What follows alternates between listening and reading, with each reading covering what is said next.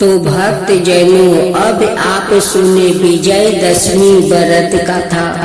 नवरात्रि में इन नामों से नौ दुर्गा की पूजा करते हैं। शैलपुत्री, ब्रह्मचारिणी, चंद्र घंटा, कुसमंडा, अस्कंदा माता, कत्यानी, कालरात्रि, महागौरी और सिद्धदात्री। पर्वत राज हिमालय की पुत्री होने के कारण उन्हें शैलपुत्री कहा जाता है।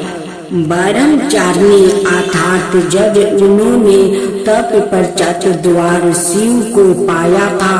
चंद्र घंटा और जिनके मस्तक पर चंद्र के आकार का तिलक है, उधर से अंड तक वो अपने भीतर ब्रह्मांड को समेटे हुए है, इसलिए कुसमंडा कहलाती है।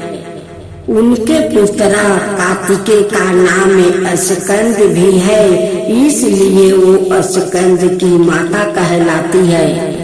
जग की अग्नि में भस्म होने के बाद महर्षि कत्यायन की तपस्या से प्रसन्न होकर उन्होंने उनके यहाँ पुत्री रूप में जन्म लिया था, इसलिए वो कत्यायनी कहलाती है कि कत्यायनी ने ही महिषासुर का वध किया था, इसलिए उन्हें महिषासुर मंदिरनी भी कहते हैं। इनका एक नाम तुलजा भवानी भी है। माँ पार्वती देवी काल अर्थात हर तरह के संकट का नाश करने वाली है, इसलिए कालरात्रि कहलाती है। माता का वरण तुरंत गौरी अर्थात गौरा स्वस्थ है, इसलिए वो महागौरी कहलाती है।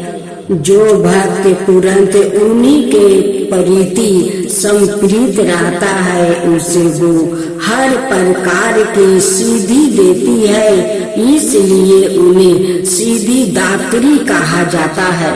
नवरात्रि पर्व से जुड़ी एक अन्यायी गाथा के अनुसार देवी दुर्गा ने एक भैंस रूपी असुर अर्थात महिषासुर का वध किया था। नवरात्रि पर्व से जुड़ी एक अन्याय गाथा का अनुसार देवी दुर्गा ने एक भैंस रूपी असुर अर्थात महिषासुर का वध किया था। पौराणिक कथाओं के अनुसार महिषासुर के एकाग्र ध्यान से बाधाओं होकर देवताओं ने उसे अजय देने का वरदान दे दिया था। उसको वरदान देने के बाद देवताओं को चिंता हुई कि वो अब अपनी शक्ति का गलत प्रयोग करेगा और प्रत्याशित प्रतिफल स्वरूप महिषासुर ने नरक का विस्तार स्वर्ग के द्वार तक कर दिया और उसके इस कृत्य को देखकर देवता विस्मय की स्थिति में आ गए। महिषासुर ने सूर्य, इंद्र, अग्नि, बाहु, चंद्रमा, यम, वरुण और अन्य देवताओं का सभी अधिकार छीन लिया है और सवाए स्वर्ग लोक का मालिक बन बैठा।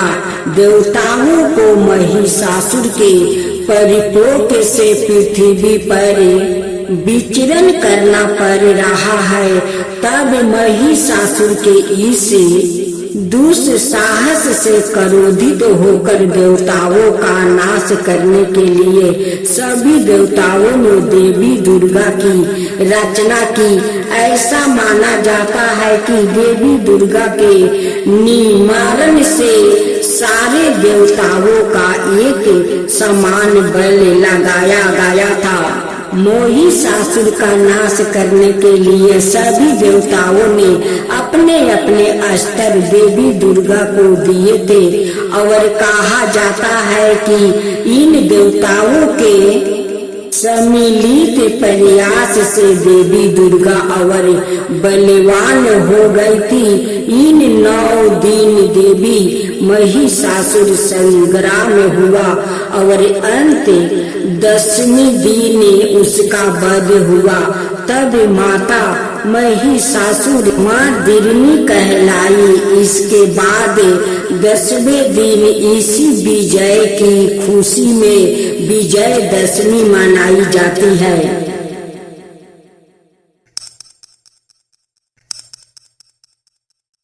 महागौरी की जय हो, महागौरी की जय हो। माँ दुर्गा जी के 8वीं शक्ति का नाम महागौरी है। इनका वर्ण पुरंत गौर है। इस गौरता की उपमा संकट चंद्र और गेंद के फूल से दी गई है। इनकी आहु 8 बरस की मानी गई है। 8 बरस वेदत गौरी इनके समस्त वस्तु और आभूषण आदि भी व्यस्त है। इनकी 4 भुजाएं है।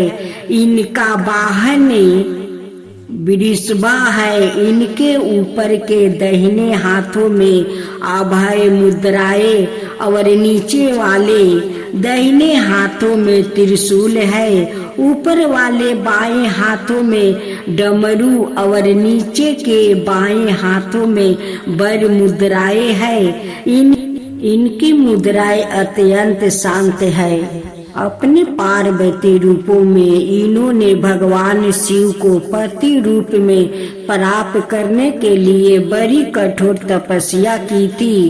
इनकी प्रतिज्ञा थी कि वीर्या वरदे शंभु नाइन देव महापरमेश्वर। गौस्वामी तुलसीदास जी के अनुसार भी इन्होंने भगवान शिव के वरण के लिए कठोर संकल्प लिया था। जन्म कोटि लंगी रंगन हमारी, बरहु शंभु नातो रहु कुंवारी। इस कठोर तपस्या का कारण इनका शरीर एकदम काला पड़ गया। इनकी तपस्या से प्रसन्न होकर संतुष्ट होकर जब भगवान शिव ने इनके शरीर को गंगा जी का पवित्र जल से मल कर धोया, तब वो विद्युत प्रभाव का समान अत्यंत कांतिमान गौर हो उठा। तभी से इनका नाम महागौरी पड़ा। दुर्गा पूजा का 8वें दिन महागौरी की उपासना का विधान है। उनकी शक्ति अमोघ और फलदायिनी है। इनकी उपासना से भक्तों के सभी कलमश धुल जाते हैं। उसके पूर्व शांति पाप भी विनष्ट हो जाते हैं। भविष्य में पाप संताप दैन्य दुख उसके पास कभी नहीं आते हैं। वो सभी प्रकार से पवित्र और अक्षय पुण्यों का अधिकारी हो जाता है। महागौरी का ध्यान, स्मरण, पूजा, आराधना भक्तों के लिए समृद्धि कल्याणकारी है। हमें सदैव उनका ध्यान करना चाहिए। इनकी कृपा से अलौकिक सिद्धियों की प्राप्ति होती है। मन को आनंद भाव से एक निष्ठा कर मनुष्य को सदैव इनके ही पादार बिंदुओं का ध्यान करना चाहिए। ये है भक्तों का कष्ट अवश्य ही दूर करती है। इनकी उपासना से अर्थ जनों के असंभव कार्य भी संभव हो जाते हैं। अर्थ इनके चरणों की चरण पाने के लिए हमें समृद्धि प्रयत्न करना चाहिए। पुराणों में इनकी महिमा का प्रचुर आख्यान किया गया है। यह मनुष्य की वृत्तियों को सत्य की अवर प्रतीत करके असत्ता का विनाश करती है। हमें प्रति भाव से सदाए इनका शरणागत बनाना चाहिए। कुष्मांडा माता की जय हो। कुष्मांडा माता की जय हो। माँ दुर्गा जी का चौथे स्वरूप का नाम कुष्मांडा है। अपनी मंदे हल्की हंसी द्वारे हंड अर्थात ब्रह्मांड को उत्पन्न करने के कारण इन्हें कुष्मांडा देवी के नाम से अभिहित किया गया है। जब दृष्टि का अस्तित्व नहीं था, चारों ओर अंधकार ही अंधकार परिव्याप्त था, तब इन्हीं देवी ने अपने इस्तेहासाय से ब्रह्मांड की रचना की थी।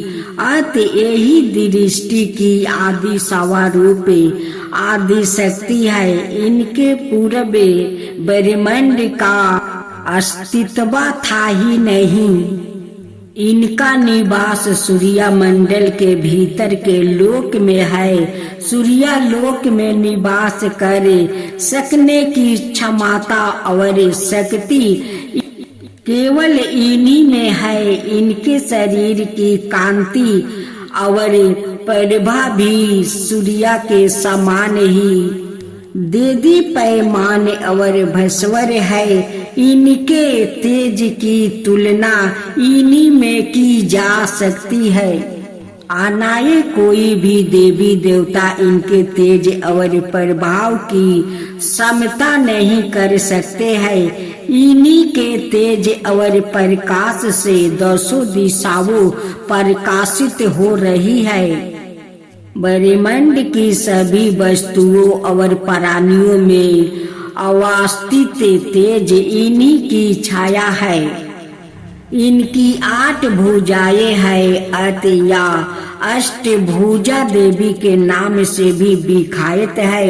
इनके 7 हाथों में कर्मास कमंडलू धनुष बाण कमल पुष्प अमृत पूरन कलश चक्र और गादा है।